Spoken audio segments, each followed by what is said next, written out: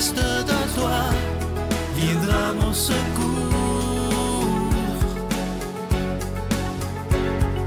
Viens semer dans mon âme le grain de l'amour. Je traverse un désert et je meurs de soif. Montre-moi le mystère qui garde la foi. Bon lundi, bienvenue à votre émission La Victoire de l'amour. J'espère que vous allez bien en ce beau lundi du mois de juin. C'est un beau mois, le mois de juin. Aujourd'hui, j'aimerais vous poser une question qui va être assez spéciale en cette matinée du lundi matin. Question très simple.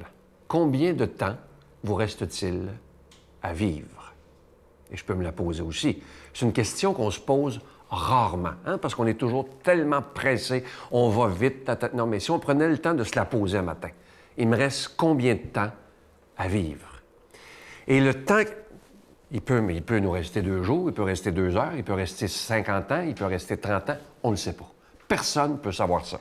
On peut être en pleine santé, puis pouf, c'est fini. On ne sait jamais.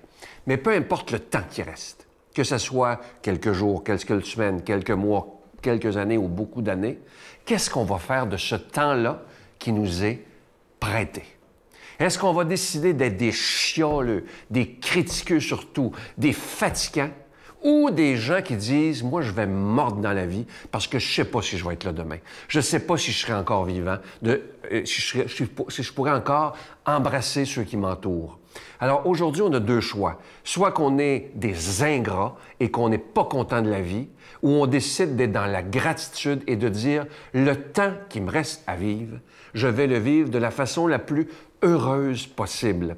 Je vais être bon avec les autres. Je vais aider les autres. Je vais pas mentir. Je vais tout faire pour que l'autre se sente bien avec moi. » Et comme ça, si je dois partir, évidemment qu'on va partir tôt ou tard, mais au moins que quand la vie sur Terre sera terminée, qu'on puisse dire « J'ai fait de mon mieux. » Et il faut toujours vivre comme si c'était, c'est dur à faire, mais il faut essayer de le faire, toujours vivre comme si c'était la dernière journée de notre vie sur Terre. Posez-vous cette question-là. Si je vous annonçais aujourd'hui, là, prenez le temps d'y penser, même après l'émission. Si je vous disais aujourd'hui, là, il ne vous reste qu'une journée à vivre, aujourd'hui, c'est votre dernière.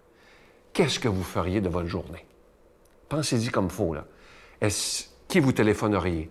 Avec qui vous voudriez passer vos dernières heures? Qu'est-ce que vous voudriez dire à ceux qui vous entourent si c'était votre dernière journée? Qu'est-ce que vous feriez de spécial si c'était votre dernière journée? Alors, pourquoi pas le faire aujourd'hui? À cette personne que vous voulez appeler depuis longtemps et vous vous dites « Oh, je vais faire ça demain. » Non, pourquoi pas le faire aujourd'hui? Parce que cette vie, elle n'est pas à nous, elle nous est prêtée. Et parfois, on est tellement ingrat avec elle. La vie, elle nous donne tout. Elle nous donne plein de bonheur. Oui, il y a des épreuves. On en a tous. Ça, c'est normal. Moi, le premier. Mais, comme je vous disais tantôt, on a 2 choix dans la vie. Soit qu'on chiale tout le temps, ou soit qu'on décide d'être dans la gratitude et de dire « Merci, mon Dieu, à tous les matins pour cette vie que tu me prêtes. Pardon pour les fois où je chiale, où je suis pas correct. Pardon. » Mais être capable de demander pardon à Dieu pour ça. Parce que lorsqu'on est tout le temps en train de chialer sur tout, on est en train d'insulter Dieu d'une façon épouvantable. Parce que lui, il nous donne ce qu'il y a de mieux. Il veut qu'on soit heureux. Et nous, c'est comme s'il nous donnait un beau cadeau, puis on le garochait en pleine face. Hey, c'est quelque chose d'avoir la vie, juste de respirer. Réalisez ça aujourd'hui. Posez-vous la question. Qu'est-ce que je ferais si c'était ma dernière journée? Notre Père qui es aux cieux, que ton nom soit sanctifié, que ton règne vienne, que ta volonté soit faite sur la terre comme au ciel. Donne-nous aujourd'hui notre pain de ce jour. Pardonne-nous nos offenses, comme nous pardonnons aussi à ceux qui nous ont offensés. Et ne nous laisse pas entrer en tentation, mais délivre-nous du mal, car c'est à toi qu'appartiennent le règne, la puissance et la gloire pour les siècles des siècles. Amen. Mon Père, je m'abandonne à toi. Fais de moi ce qu'il te plaira. Quoi que tu fasses de moi, je te remercie. Je suis prête à tout, j'accepte tout, pourvu que ta volonté se fasse en moi, en toutes les créatures. Je ne désire rien d'autre, mon Dieu. Je remets mon âme entre tes mains. Je te la donne, mon Dieu, avec tout l'amour de mon cœur, parce que je t'aime, et que ce m'est un besoin d'amour de me donner, de me remettre entre tes mains, sans mesure, avec une infinie confiance, car tu es mon Père. Juste un peu d'amour donné par amour, il n'en faut pas plus pour soulever la vie. Un seul mot d'amour écrit par amour, et le cœur s'emballe et tout est reparti. Pour juin, le cadeau du mois est absolument extraordinaire. Il s'agit du nouveau CD musical du père Michel Marie, 12 magnifiques chansons. Vous pouvez le recevoir avec un don de 25 $ et si vous en voulez 2, pour donner en cadeau avec un don de 40 $. Je t'aime, je t'aime, je t'aime, je t'aime, je t'aime, la vie. Quand tu pleures ou quand tu souris, je t'aime, je t'aime, je t'aime, je t'aime, je t'aime, la vie. Sur tes beaux jours et sur tes nuits, si le printemps est au rendez-vous, tant mieux pour vous. Mais si l'hiver vous joue des tours un jour sur deux, sous le ciel de Paris, jusqu'au soir vont chanter. La Victoire de l'amour, case postale 120, succursale Boucherville à Boucherville, le J4B 5E6, je vous la redonne. La Victoire de l'amour, case postale 120, succursale Boucherville à Boucherville, le J4B 5E6. Également par téléphone, par carte de crédit du lundi au vendredi de 8h30 à 16h30 dans le 514-523-4433, 523-4433 ou sans frais, le 1-888-811-9291, 1-888-811-9291 et aussi sur notre site internet, le www.lavictoiredelamour.org. Que reste-t-il de nos amours? Que reste-t-il de ces beaux jours? Mon Dieu, donnez-moi la sérénité d'accepter les choses que je ne peux changer, le courage de changer les choses que je peux et la sagesse d'en connaître la différence. Amen. Aujourd'hui, la parole de Dieu est proclamée par quelqu'un qui est avec nous depuis les tout débuts de la Victoire de l'amour, l'abbé Donald Thompson.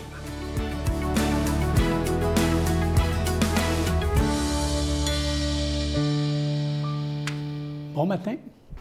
Alors, nous sommes donc à la mi-juin, le 13. Alors, aujourd'hui, écoutons Saint Matthieu, chapitre 5, versets 38 à 42. En ce temps-là, Jésus disait à ses disciples, « Vous avez appris qu'il a été dit, œil pour œil, dent pour dent. Eh bien, moi, je vous dis de ne pas riposter aux méchants. Mais si quelqu'un te gifle sur la joue droite, tends-lui encore l'autre. Et si quelqu'un veut te poursuivre en justice ou prendre ta tunique, laisse-lui encore ton manteau. Et si quelqu'un te réquisitionne pour faire 1000 pas, fais-en 2000 avec lui. À qui te demande, donne. À qui veut t'emprunter, ne tourne pas le dos. » De grâce, n'appliquez pas cette parole de Dieu d'une manière très littéraliste ou fondamentaliste, parce que ça va causer des problèmes. Mais c'est intéressant, nous sommes dans un des passages absolument spectaculaires dans Matthieu. Il existait à l'époque, dans le monde juif, la loi qu'on appelle la loi du talion, dans la tradition judiciaire d'Israël. Et une règle de droit qu'on appelle la loi du talion, qui veut dire en latin, qui veut dire talis, qui signifie tel ou semblable. En d'autres mots, quand un juge doit trancher dans un procès, il ne laissera pas parler la vengeance ou la haine. Il va appliquer l'équité. Œil pour œil, dent pour dent. Alors, la coutume peut nous sembler barbare, mais parce qu'on répugne évidemment à mutiler les coupables. Mais il faut comprendre que la loi du talion, à l'époque, c'était déjà un immense progrès dans le sens de la justice. Vous savez, laissé à son propre jugement, chacun aurait tendance à prendre une vie pour un œil, voyez-vous? Et on en fait plus. Au moins, là, il y a une égalité par la loi du talion. Alors, si on regarde avec attention, on a l'impression que Jésus ne cherche pas à mettre directement en cause cette règle qui prévaut dans les tribunaux de son temps. Pas du tout. Mais il propose implicitement une autre règle celle de ne pas aller devant les tribunaux et de tempérer la justice vindicative par l'amour. Je cite, « Si quelqu'un veut te faire un procès et prendre ta tunique, laisse-lui encore ton manteau. » Jésus parle bien sûr d'une manière qu'on appelle hyperbolique. Il exagère volontiers pour nous faire comprendre qu'il nous faut aller au-delà de la simple rigueur. Et c'est pourquoi il dit, « Si quelqu'un te gifle sur la joue droite, tends-lui encore l'autre. » Je ne recommande à personne de faire ça, là. Je ne vous recommande pas ça, pas du tout, car ça accroîtrait, si vous laissez, ça va accroître la violence de l'agresseur qui penserait qu'on se moque de lui. Hein? Il faut plutôt calmement parler à l'agresseur et désarmer sa violence. Mais vous tendez la joue, pensez vous riez de lui, là, il va exagérer encore. Hein? Ce que Jésus a fait lors de sa passion, d'ailleurs, hein? Pendant son interrogatoire devant le grand prêtre, Anne, un garde lui donne une gifle. Et Jésus répond, « Et si j'ai mal parlé, montre ce que j'ai dit de mal, mais si j'ai bien parlé, pourquoi me frappes-tu? » Alors, vous voyez, le sens c'est facile à comprendre, le sens des paroles. Il y a 4 exemples aujourd'hui dans la vie courante. Il y a un coup reçu, il y a une menace de procès, il y a une réquisition, il y a une demande d'emprunt. Ce ne sont là que des exemples à ne pas prendre au pied de la lettre, bien sûr. T'sais? Mais il faudra toujours renoncer, il ne faut jamais renoncer à l'amour, à la recherche de la douceur. Et quand on se bâillonnait entre frères, hein, ma mère disait que c'était le plus intelligent qui cédait le premier. Alors Jésus veut dire que ses disciples se distinguent comme témoins de la paix. C'est bien cela, accomplir la loi. Alors vous voyez ici, c'est fort intéressant que cet évangile, dans le fond, nous amène à des prises de conscience, hein, sur la façon de procéder. Au-delà du combat, hein, Jésus nous appelle à la persévérance constante de l'amour. Ça revient toujours, hein? Et il garde ouverte toujours la porte de l'espérance, qu'il ne faut jamais fermer. Alors, voyez le sens de l'Évangile d'aujourd'hui, hein? Moi, je trouve qu'il y a de beaux exemples où Jésus nous invite constamment à nous dépasser, hein? À nous dépasser par regarder, lui, tout son projet de vie, ses valeurs à lui, puis ça nous aide à voir avec un second regard les situations avec son regard à lui, puis faire de notre mieux, hein? Et transformer notre cœur à la lumière. Et ça, c'est l'esprit, c'est la foi. C'est surtout son esprit qui nous permet d'être vigilants dans cette façon de vivre aussi. Alors, ça veut dire que bien des fois, on va être heurté, il y a des choses qui vont se passer, mais on va essayer de prendre un peu de recul, à la lumière de celui qui nous habite, agir autrement. Voyez-vous? Alors, je vous souhaite dans votre vie, hein, ce beau calme, hein, constant, cette façon de voir la vie avec son regard à lui. Dans la foi, là, c'est une autre dimension. Hein? Alors que le Dieu vivant vous habite par son souffle et vous donne la paix, le Père, le Fils et le Saint-Esprit. Amen. Je vous souhaite une excellente journée. Je vous salue Marie, pleine de grâce. Le Seigneur est avec vous. Vous êtes bénie entre toutes les femmes, et Jésus, le fruit de vos entrailles, est béni. Sainte Marie, Mère de Dieu, priez pour nous pécheurs, maintenant et à l'heure de notre mort. Amen.